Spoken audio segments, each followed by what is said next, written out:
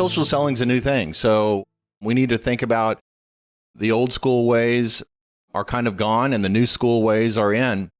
A little bit about my backstory is I started out as a sales guy in technology back in 1990.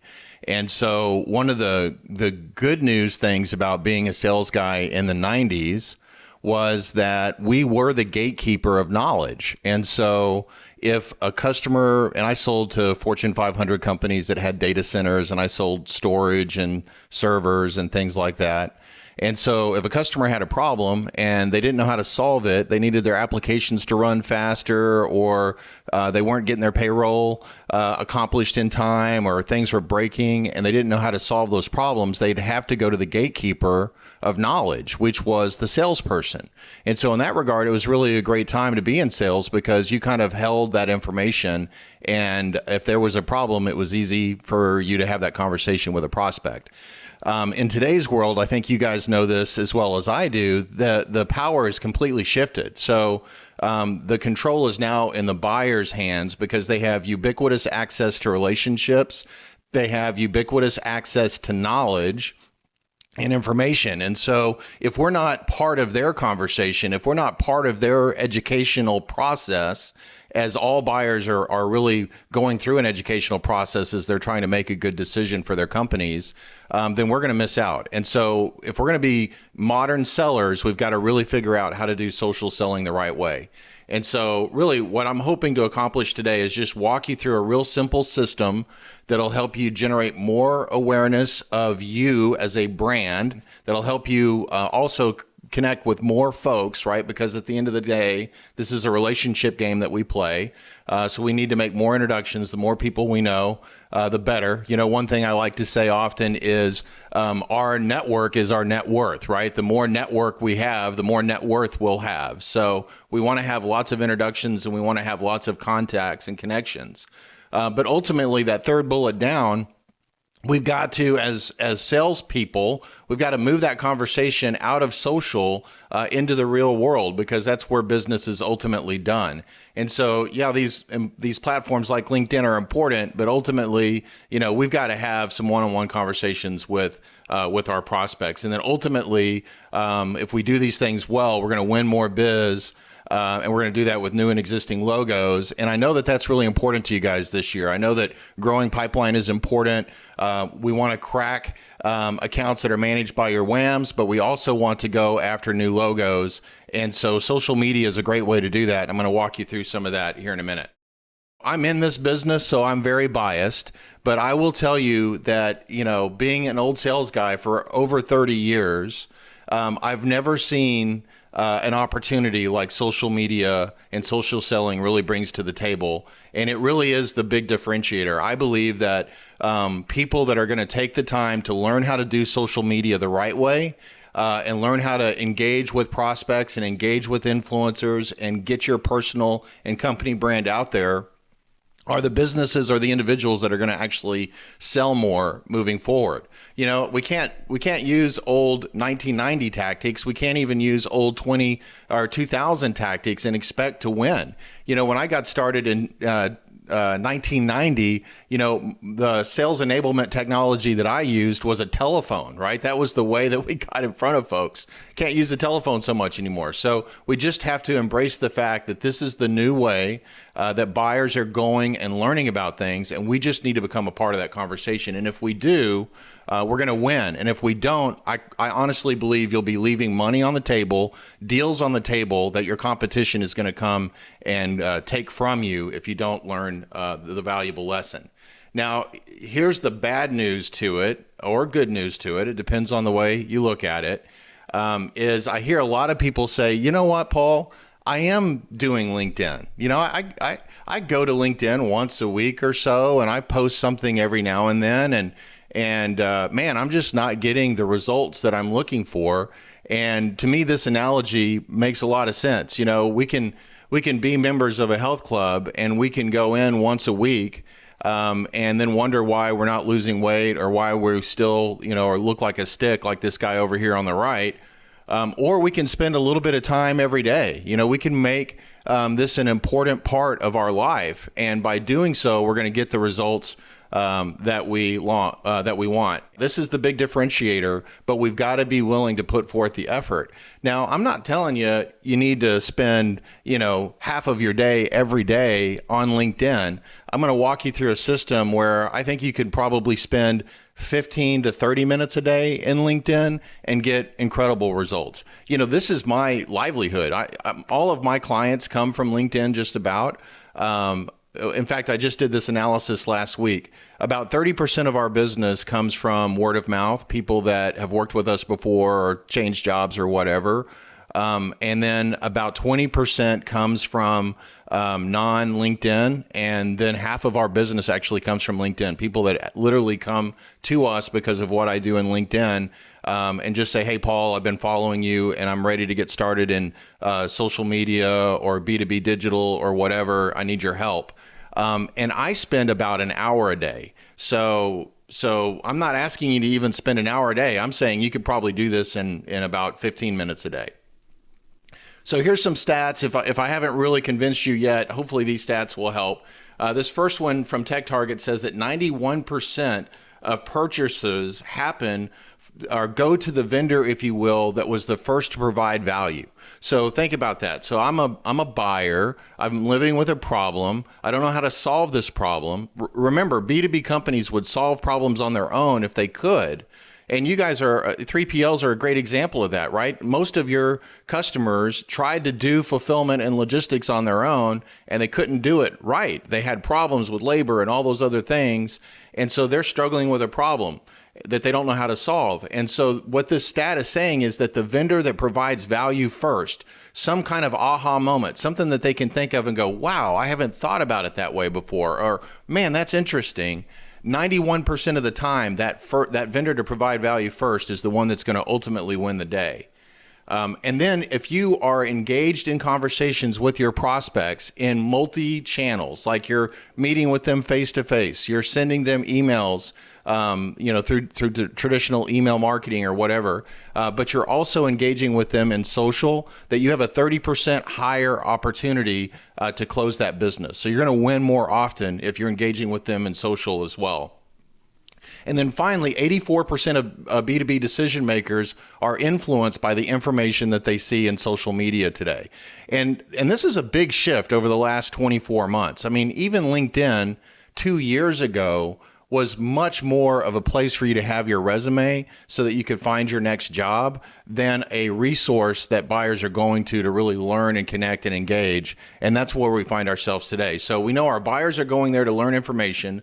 We know that when we're engaging with buyers through social as well as other platforms, and when we're delivering value, we are really setting ourselves up to win business. Here's one thing that I just really wanted to impress, because I talked to a lot of sales reps and they're like, okay, I get it. LinkedIn's the next big thing. I can't wait to get in LinkedIn and just watch my quota just happen automatically. That's not at all what LinkedIn is about. LinkedIn does not grow your pipeline. Relationships are what grow your pipeline. LinkedIn is a tool to establish relationships. And so, yes, it's a channel and we can leverage it, but it's really about building relationships. And we all know that relationships come from trust. And so a big problem that I see sales reps, they take this peddler approach to social selling, right? It's like, oh, hey, Gordon, thanks for connecting with me. I'd like to sell you something today. And nobody likes that, right? We've all been to those networking events where we go and meet somebody for the first time, and the next thing we know, they're trying to sell us Amway or something like that, right? Nobody likes that. Especially in the world of B2B, it's about establishing relationships and establishing trusts. And the most important part there is to be seen as a peer, a trusted advisor, somebody that can help them accomplish their goals and not a peddler. And the sales reps that attack social selling from the perspective of, I'm a peddler and I'm trying to sell you something, are the ones that aren't going to win. And the ones that are seen as trusted advisors are the ones that are going to win. Now, here's the good news. I know that you guys are all seasoned, amazing sales reps, and that's awesome, because all you're going to do in social selling to be successful is to take the skills that you are innately gifted and already have and possess. You're just going to take those same skills and apply those skills to social media. Because really, LinkedIn is just another communication platform. Just like when I got started in 1990 and the telephone was a communication platform, and taking somebody to a ball game was a communication platform. LinkedIn is just another communication platform, and we just need to think of it that way. So here's some goals. When you think about how do I engage in social selling the right way, there's really 4 things that we want to accomplish. Number 1, we want to be found, but we need to understand that there's 2 kinds of buyers that are going to find us. If we've done our job well, we're going to be found by future buyers, people that are living with a problem, that aren't necessarily active in a deal. Maybe they're in the middle of a contract with another 3PL, or maybe they just hate their current situation, but they don't have the budget or they don't have the go-ahead, but they're learning. That's a future buyer, and you want to be found by them. But you also want to be found by now buyers. Now buyers are people that they know their contract's coming up, they know that this is a priority for their business, and they're starting to vet vendors that can help them. And so both of those are important, and we want to be found by them on sites like LinkedIn as sales reps. And then we want to connect with folks. So we want to connect with prospects, and we want to connect with customers as well as prospects. Prospects are what are going to get you into those new logos. But then the third bullet down there is one that's often overlooked by sales reps, and we're going to talk a little bit more about this later, and that is really building relationships with influencers. So who has the ear of your buyer? Who are they listening to and paying attention to? And these could be competitors, or they may not be competitors, just people that are talking about reverse logistics, 3PL, those kinds of things, supply chain. Who are the go-to people, and you need to build relationships with them too. Number 3, you need to establish yourself as an authority, and you also need to establish empathy. Now, empathy means, hey, I'm really interested in solving your problem. Authority says I'm qualified to solve your problem. I mean, we've all been to restaurants before where the waiter is really attentive and, is kind of thinking in advance what we might want, or making really good recommendations on what to have for dinner, versus the waiter that seems like they could care less that we're even there. Right? And so one has empathy, one doesn't have empathy. So we want to have authority. We're qualified to solve your problem. I know a lot. I know more about solving this problem than you do, Mr. Prospect. But not only that, I have empathy. I want to. I'm thinking about, I stay awake at night thinking about how to solve your problem. Those are really key goals that we have with social media as a salesman. And then number 4, I talked about this already. We want to move conversations into the real world. So let's look at it from the other side of the coin. What do buyers want? Do you think the number 1 thing they want is to be sold by you? The answer is no, if you're thinking yes. So what they really want is a relationship, right? They want somebody that they can trust, that's a go-to person to help answer questions and to help them look good and smart to their boss. They also want useful information, right? Nobody likes to Google things anymore, right? It's a lot of work to go kind of sort through and find the answers to things. So they want the easy button, and they want you to be the easy button for them. And then they want help when they need it. That's what they're looking for. And by the way, when I generate leads for my business on LinkedIn, that's exactly what it sounds like. I never get a hot lead because I reached out to somebody on direct message and said, hey, are you ready for me to come out and talk to you? It's always the other side of the coin where they're coming to me and saying, Paul, I'm ready to talk to you. And it really ultimately comes down to trust. So I'm going to give you 3 tips in the time that we've got left. Number 1, your personal brand matters. So we have to think about that. We need to join the 1% club, and we need to leverage the 3x5 method. And I'm going to give you an explanation of what those mean. So number 1, our personal brand matters. And our first impressions matter, right? We don't want to, as we can see this guy over here on the right, that's taken his prospect and wrapped her up and put duct tape on her mouth. And that's not a really good first impression. But unfortunately, that's what a lot of sales reps do with their prospects on LinkedIn. And so first impressions really matter. These prospects are looking you up before you ever have a meeting with them. And, we all have coaches when we're dealing with big, complex sales. And those coaches are out there talking about how great we are. But you know that as they go and talk to their buying committee, all those people in the buying committee are going to go look you up. And so it's really important that we look really sharp when they do look us up. So one thing I want you to think about, we're going to get into some tips on how to update your profile in a minute. But think to yourself and answer this question, and you don't have to do it here, but this is a great homework assignment for you. What do you want to be known for? I want to be known as, the reverse logistics expert in the transportation industry, or whatever that is. What you want to be known for is what your profile needs to say about you. So here's some pro tips on how to accomplish that. Number one, write in first person. Now, I did go check out a couple of y'all's LinkedIn profiles, and not everybody has a first person bio. And what I mean by first person is, imagine you're having coffee with your prospect for the very first time and you're introducing yourself. Also, write from a value perspective and a buyer perspective. What is it that the buyer wants out of this relationship? How are you going to help them solve their problems? That's the way you need to write your bio. Number four, write in problem solution centric, right? So, hey, you've got this problem. I'm the solution to this problem. This is what a better tomorrow looks like. And then finally, just add multimedia. You can see examples here on my screenshot. One other idea over there on the far right, just another pro tip here. If you're not connected to somebody, they can't get your contact information, which is terrible if you're a sales rep, right? We want everybody to have our contact information. So one thing that I encourage sales reps to do is what I do on my profile, and that is to actually put my contact information right in my bio. So I use some of my character count that we have to create our bios, and I make sure that I put my contact information in there. So that's just a great tip. That way, everybody that sees your bio has the ability to get your contact info. All right, so the 1%er, did you know that 99% of the people on LinkedIn never share anything on LinkedIn?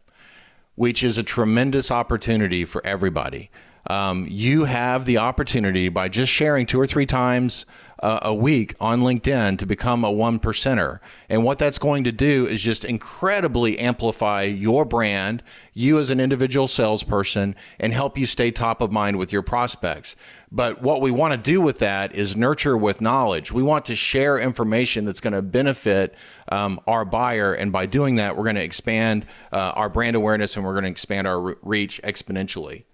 And when we think about, what should we share? And I'm going to date myself. I know Gordon's right there with me. I don't know about the rest of you guys, but back when I was in high school and when Gordon was in high school, and if there was a girl we were into, one of the things you would do is make a mixtape for that girl. And to do that mixtape, you had to understand what kind of music did she like. Did she like Led Zeppelin, or did she like Duran Duran, right? And I'm really dating myself now. But the point is, you had to think about it and go, okay, what is this person really going to enjoy? Because I want to make a good impression.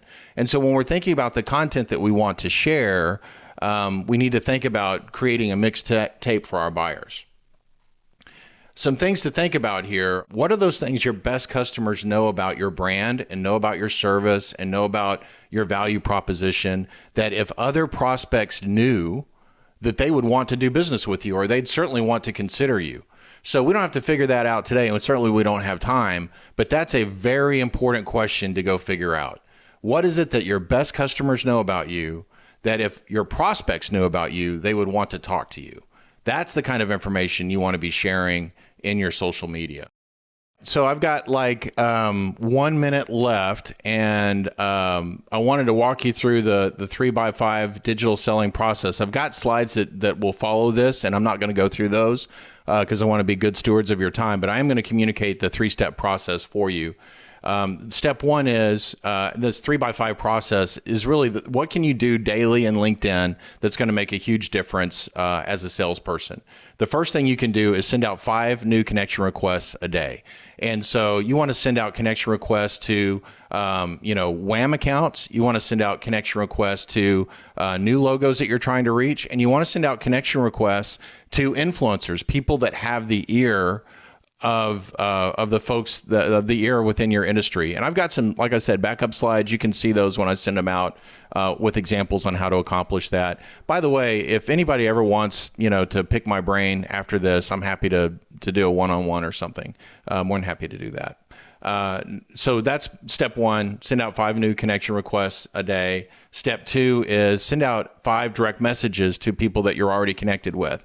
And so if you're sending out 5 connection requests a day, it'll be pretty easy to send a connection request to new connections that respond, that accepted your connection request, but also send it out to folks that are new to you as well. And then the third one is leave meaningful comments. So, your folks, your influencers, your prospects are going to be engaging in social media. And so you want to be a part of that conversation. In fact, I mentioned I spend an hour a day on LinkedIn. Half the time I spend on LinkedIn is actually engaging on other people's posts, not my posts. Half the time I'm out there, sharing what I'm putting out there in social media and engaging with comments that I get on my posts and sending out direct messages. But I spend literally 30 minutes a day engaging on other people's content. And so I'm going to leave you with that. I'm going to fast forward to my last slide because Gordon will appreciate this. I don't know that anybody else will. But the true GOAT was Roger Staubach, okay? A lot of people think there's another GOAT out there, but honestly, there's one GOAT, and he's Roger Staubach. And here's what he said. There are no traffic jams along the extra mile. And so everything that I've talked to you about today is extra mile stuff, but it's worth it.